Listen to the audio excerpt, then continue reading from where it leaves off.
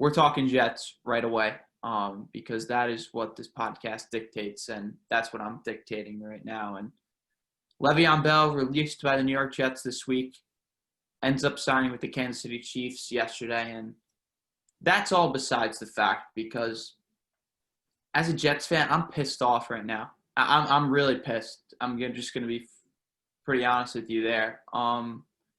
This is an organization that, since Adam Gase has gotten there, has been tanked into the ground like no other organization I've ever seen. Actually, I shouldn't say that, because the last time I saw something like this was when Adam Gase was in Miami. So this is really the second time I've seen anything like this. But we are at the point now where, since Adam Gase got here, let's look at the Jets and look at the talent on their roster. They had what was really an up-and-coming defense, I would say, at the time, led by Jamal Adams, who seemed to have at least changed the culture in the locker room. And Adam Gase managed to piss him off enough to demand a trade. You have a guy in Le'Veon Bell who, when he came in here, was arguably the most dynamic running back in the NFL, even coming off a year off. He's the most talented player on the roster as of Monday. And the Jets didn't want him so badly that they chose to release him, their best player, and the guy who's really the only weapon other than Jamison Crowder for Sam Darnold right now. Adam Gase was so bad at his job, and Adam Gase is so bad that he couldn't find a role for Le'Veon Bell in this offense, that they managed to release him, not trade or not find another home for him elsewhere, or not even attempt to give him a role in the offense. They're so content with giving Frank Gore 80 carries a game for 3 yards that they released Le'Veon Bell. That's a problem. That is a massive problem, and that is a massive red flag, and it's on everyone now. I'm done just blaming Adam Gase for everything. This is on ownership. This is on Christopher Johnson for not stepping in. And heck, I am a Joe Douglas believer. I've been that way since he got here, but I'm to the point where this is on Joe Douglas now, because this is a general manager who came in here. Obviously, he came into a weird situation, but he came into a very talented situation. And since then, the Jets have gotten rid of arguably their most two talented players. Their supposed franchise quarterback appears to be getting worse. And a large portion of that comes down to the fact that Adam Gase is the worst coach in professional sports right now. This is on Joe Douglas, because Joe Douglas has now chosen Adam Gase as the guy to lead the charge over keeping guys like Jamal Adams and Le'Veon Bell. Plain and simple. That's where we're at. And I'm not here to say Le'Veon Bell's tenure as a Jet has been great, because it hasn't. It's not fair to say that it has, because he hasn't performed great, but at the same time, he was running behind the worst offensive line in the NFL last year, and now he has the worst play caller in the NFL. And at the same time, he had 3 total targets this year as the best catching back in the NFL. That's a disgrace in itself. So this is now, from top to bottom, I'm blaming everyone. It's time for a complete fire sale in New York. And listen, I'm not saying Joe Douglas isn't the guy for the future, but the longer he keeps Adam Gase around, the more he is enabling this organization to be completely resembled as the worst organization in professional sports right now, because that's what it is. Yeah, you raised a lot of good points there, Jackson. I want to establish a couple of things here. I don't think Adam Gase ever really wanted Le'Veon Bell, and I think that's been pretty obvious by his usage, and we see how the Jets have used Frank Gore, for example, when Le'Veon Bell was out, right? They are perfectly content to go 3 and 4 yards and a cloud of dust with Frank Gore, and even when they're both in the lineup, Frank Gore still gets a good amount of the carry. So I think it's pretty clear that Adam Gase did not want Le'Veon Bell. Now, somebody tweeted this the other day, and forgive me because I don't remember who, but I think we're noticing a pattern here, right? It's not Adam Gase. It's Ryan Tannehill. It's not Adam Gase. It's Jarvis Landry. It's not Adam Gase. It's the offensive line. It's not Adam Gase. It's Jamal Adams. It's not Adam Gase. It's Le'Veon Bell. And I'm telling you at some point soon, someone is going to say it's not Adam Gase, it's Sam Darnold. And that's just the way it is. Now, the Jets drafted Sam Darnold in 2018. And I think Sam Darnold is so important to this because he was the franchise quarterback, right? He's the guy you traded with Indianapolis, you get up, and you draft a guy in Sam Darnold who's going to be your franchise quarterback. Adam Gase was brought in to develop Sam Darnold. Jets fans were promised all of these things by the Johnsons when Adam Gase was hired. Now, I think most astute Jets fans probably did not actually expect a lot of these things, right? But for example, Adam Gase is a brilliant offensive mind as he runs a 3rd-and-1 fullback dive with his tight end.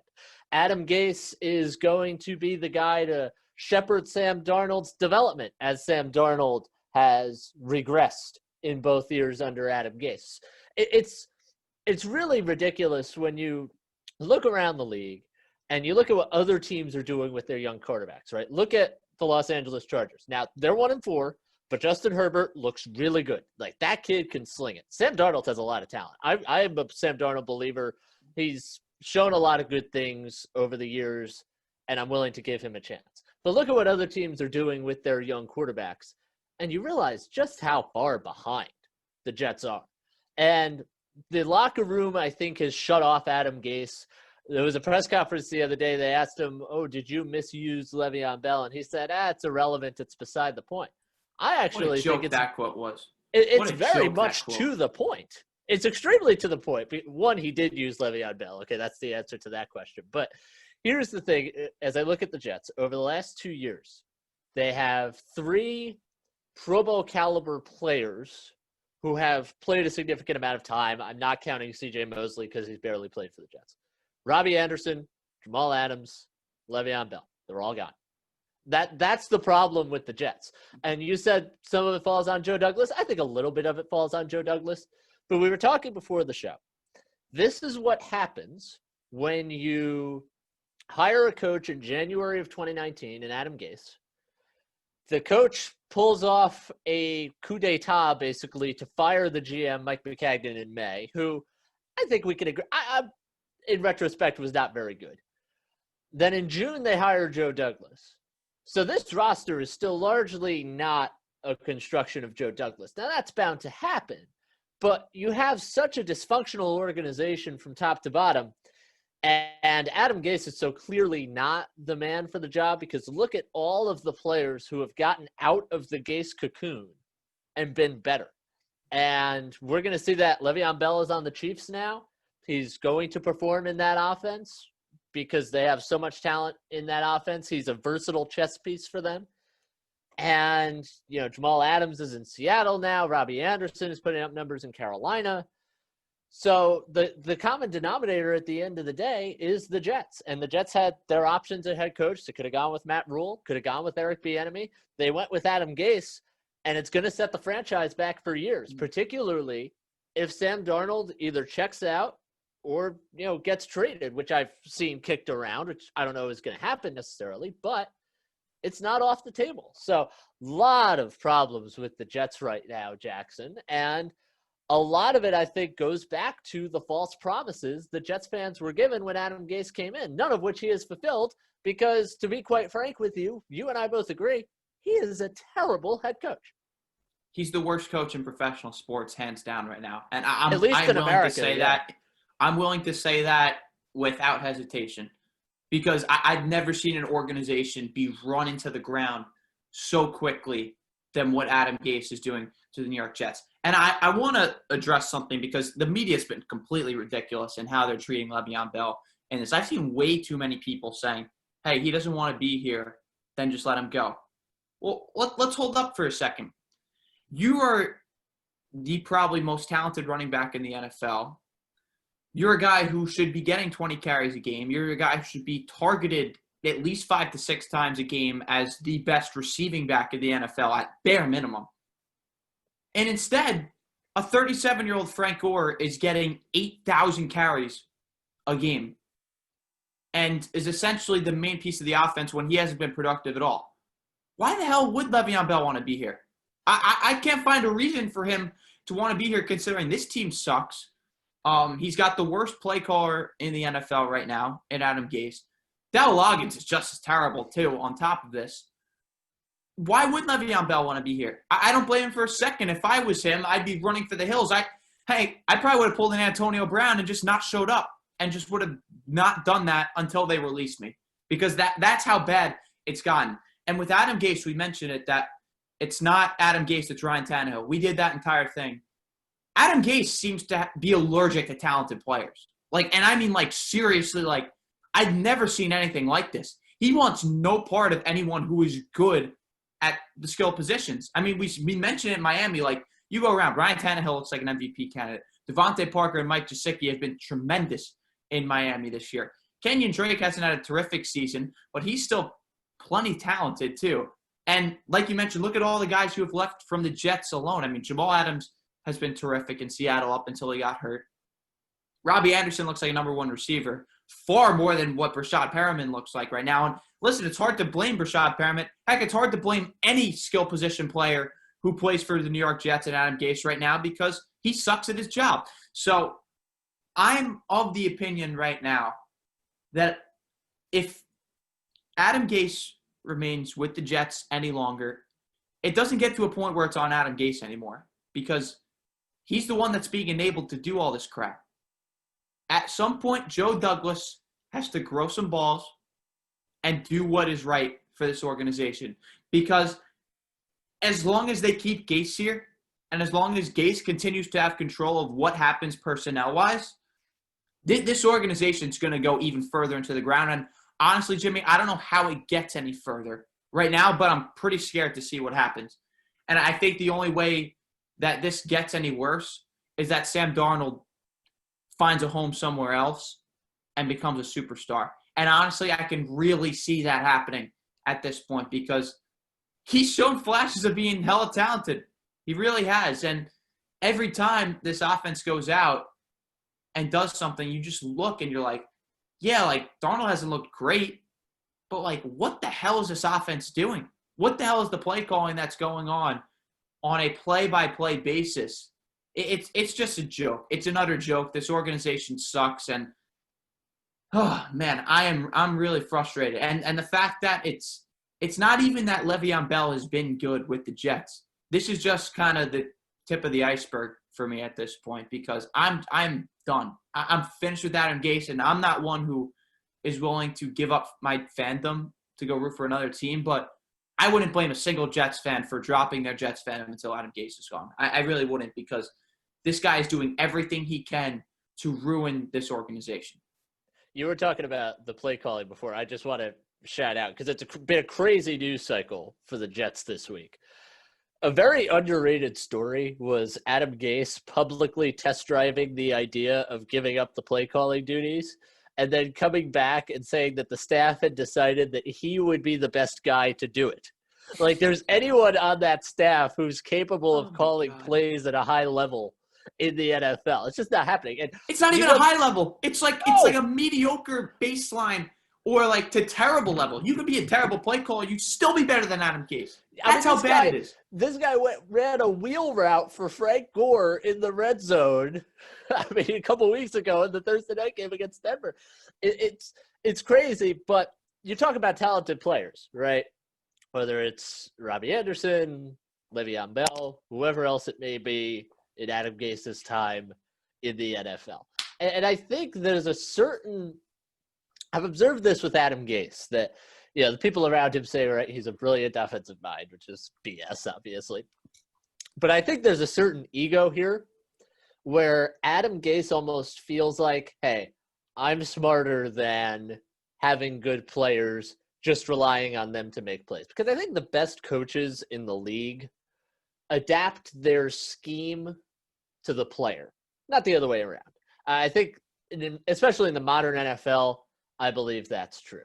And, there are some, at the quarterback position, for example, where it's not even necessarily a matter of scheme. You could put Aaron Rodgers in any offense, basically, and he'd be solid because he's Aaron Rodgers. But when you look at the Jets, Adam Gase is, I feel like, I could be wrong on this because I'm not in the building.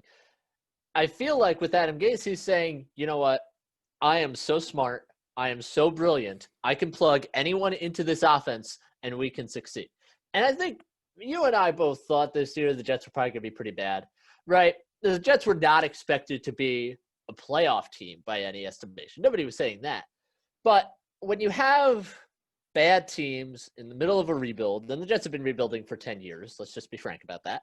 Mm-hmm. You're looking for vital signs, right? How competitive are they? How hard are they playing? I look at a team like the Giants, who have the same record as the Jets. They're nowhere near as bad as the Jets. We'll get into them a little bit later. And they're bad, too. They're bad. They are bad. But they play hard. They're competitive. They do the things you want to see in the middle of a rebuild. The Jets have not been competitive. I mean, they've lost. They have not, to this point in the season, played a one-score game. They have not been competitive. I mean, the best chance was against Denver, and they had 6 personal fouls or whatever the final number was in that game. It's a total failure on the Jets' part, and I don't mean to be dark here, but let's just remember that Joe Douglas is the GM right now because of Adam Gase. And I have to imagine, even if the Jets, spiral even further out of control than they are right now, I have to imagine that deep in the back of his mind, Joe Douglas probably feels some kind of loyalty to Adam Gase. Because Joe Douglas is going to be here, okay? You can think whatever you want about the guy. He's not going anywhere. He's going to be with the Jets for the next few years at least. Adam Gase, different story. But with what the owners have said about him publicly, with factoring in the very reason why Joe Douglas is here in the first place, I don't think it's unfathomable to think not only that Adam Gase gets the rest of the season, but, who's to say that the Jets are going to, as you said, grow some intestinal fortitude and let him go. Because look at the other teams around the league, right? Texans cut bait with Bill O'Brien after a winless start. The Falcons this week cut bait with Dan Quinn after a winless start. And those guys have far more, maybe not in Bill O'Brien's case, but they have more qualification to be in those roles than Adam Gase does. So I don't know what gives here, but I don't think it's preposterous to sit here and say that Adam Gase will get the rest of the season. Because I just don't see that happening with the Jets. And again, I don't mean to depress here. I don't mean to make Jets fans lose all hope. But the fact of the matter is, when you think about it that way, there's a chance. There's a chance. And you look at the way this team finished the season last year, that was a big justification for bringing Adam Gase back. And I'm not saying that's in sight this year because this team is horrible. But it's not crazy to think that he'll get another crack at it. It's not. It's just not. You've depressed me. Yeah, thinking about that. I know. I'm sorry. It wasn't my intent, but I think it has to be put on the record. You're so not wrong, too. It's just so much pain.